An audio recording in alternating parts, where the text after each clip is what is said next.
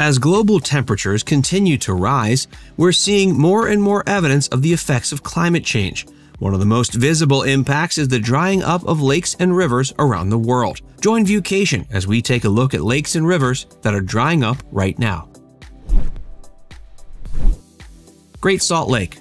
Utah is home to the Great Salt Lake, one of several largest lakes in the U.S. There is no sea outflow to the lake, which is sustained by the Jordan, Weber, and Bear rivers. This causes the lake's water to be extremely saline, making it unsuitable for the majority of aquatic life. Examples of few select species include brine shrimp, brine flies, and a few varieties of algae. The Great Salt Lake serves as a home to many different species of birds, fish, and other animals, making it an integral aspect of the local environment.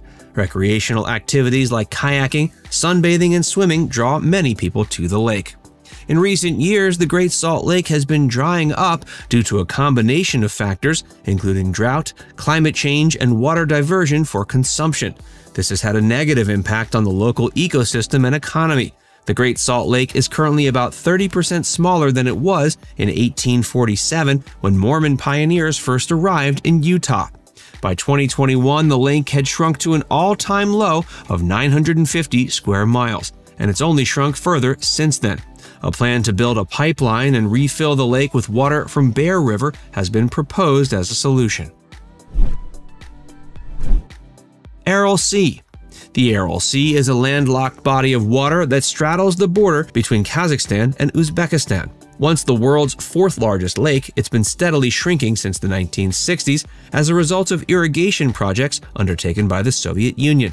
By 2007, it had lost more than 80% of its original surface area, and it continues to shrink at an alarming rate. The Aral Sea is now a little more than a series of stagnant pools, and its once rich fisheries have all but disappeared. The lack of fresh water has also led to increased salinity levels, making the few remaining fish inedible. The environmental devastation caused by the Aral Sea's disappearance is played out on a human scale as well. Jobs have been lost, whole communities have been displaced. More water has been redirected into the Aral Sea in recent years, but it's unlikely to ever return to its previous glory. The loss of this lake has been cited as one of the worst environmental missteps ever made by humans. Lake Poopó. Lake Poopó was once Bolivia's second largest lake, spanning 1,200 square miles. However, NASA's Operational Land Imager satellite discovered in January 2016 that the lake had completely dried up. Although not deep at only 9 feet, Lake Poopó was still an important habitat for local wildlife and a vital part of the local economy. The loss was a devastating blow to the surrounding communities who relied on the lake for their livelihoods. Fishing was a major industry in the area, and the loss of the lake has left many people out of work. The dry bed is also a fire hazard, and dust from the lake bed can be harmful to people's health when inhaled. It's unclear what exactly caused Lake Poopó to dry up. Some experts believe a combination of drought and climate change are to blame, as the region has experienced below-average rainfall over the past few years. Others believe excessive water extraction for agriculture may have played a role. Lake Urmia.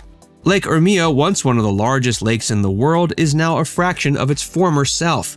Its historical size ranged from about 2,000 to 2,300 square miles, making it the largest lake in the Middle East. The lake is located in northwest Iran, near the base of the Great Central Depression of the Azerbaijan area. Due to the lack of a drain, the water in the lake is extremely salty. It was once a thriving inland sea, home to over 30 species of fish and countless other wildlife. But thanks to years of drought and water mismanagement, it shrunk to 2% of its original size. The loss of Lake Urmia was not only an environmental disaster, but also a socioeconomic one. The lake was a major source of income for locals who relied on fishing and tourism for their livelihoods. It's decreased by over 90% in surface area since the 1970s to about 230 square miles, despite efforts by the Iranian government to reverse the situation. Dead Sea. The Dead Sea is one of the world's most remarkable natural features. It's also one of the most endangered. It's a salt lake in southwestern Asia, on the border between Israel and Jordan. Over a long period of time in the middle of the 20th century, a number of about 1,300 feet below sea level was commonly cited as the benchmark for the lake's surface level. Much of the water for the Dead Sea comes from the Jordan River, which empties into the lake from the north. But starting in the 1960s, Jordan and Israel began rerouting a large portion of the flow and boosted their commercial use of the lake's water. As a direct result of these actions, the water level in the Dead Sea has dropped dramatically. By the middle of the 2010s, the lake level had fallen more than 100 feet below the mid-20th century figure, and it's continued to fall at a rate of about 3 feet each year ever since. Over the last 4 decades, it's lost a third of its surface area and more than half of its volume. Salton Sea. The Salton Sea is a large, saline lake in the southeastern corner of California. The lake is fed by the New and Whitewater rivers, which flow from the nearby mountains. It's a man-made lake created in 1905 when water from the Colorado River flowed into an agricultural area called the Imperial Valley. But the lake has suffered several severe droughts in the past few years. The community is worried about the future of the lake. In the early 2000s, it was about 35 miles long and 15 miles wide. By 2017, it had shrunk to about 30 miles long and 10 miles wide.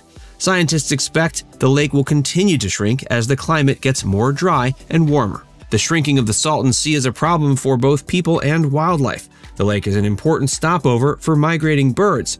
As it shrinks, the concentration of salt and minerals in the water increases. This makes it difficult for fish and other organisms to live in the lake. The shrinking has also exposed mud flats, which release harmful dust into the air when winds blow across them. It's estimated this area might expose an additional 40,000 hectares of lake floor, substantially decreasing air quality in the area. Lake Mead. One of the biggest victims of the drought is Lake Mead, the largest reservoir in the U.S. Situated on the Arizona-Nevada border, Lake Mead was created in 1935 when the Hoover Dam was built. It's currently at just 37% of its capacity, and if it falls below 1,075 feet, it will be considered officially dry. The last time Lake Mead reached such low levels was in 2016, when it dropped to 1,081 feet. But the water level has been falling much faster in recent years, and it's now just 12 feet above where it was in 2016. If the current trend continues, Lake Mead could be dry by 2022. The drought has had a devastating impact on the local economy and ecology. Las Vegas gets 90% of its water from Lake Mead, and the city has already begun rationing water. Fish populations have declined sharply as their habitats have shrunk and dried up. The situation is likely to get worse as climate change causes more extreme weather conditions. With less snowpack in the mountains and less rain falling in the watershed, there's less water to replenish reservoirs like Lake Mead. Lake Chad. The Sahelian region of West Central Africa is home to Lake Chad, a large body of water. With a surface size of nearly 26,000 square kilometers, it's one of the world's largest lakes. It's shared by 4 different countries: Chad, Nigeria, Niger, and Cameroon. The lake has been drying up steadily since the 1960s due to a number of factors, including climate change, overgrazing, deforestation, and poor water management. As a result, the local economy and ecology have been severely impacted, with fish populations declining sharply and millions of people being displaced. The surface area fluctuates throughout the year, with a peak in late October and its minimum occurring in late April. The lake's volume is proportional to the amount of rain that falls in its catchment area and the amount of water that flows out of the catchment region, minus the amount of water lost to the atmosphere, plants, and the ground. Now it's time to hear from you. Have you ever visited any of these locations? Let us know in the comments section below.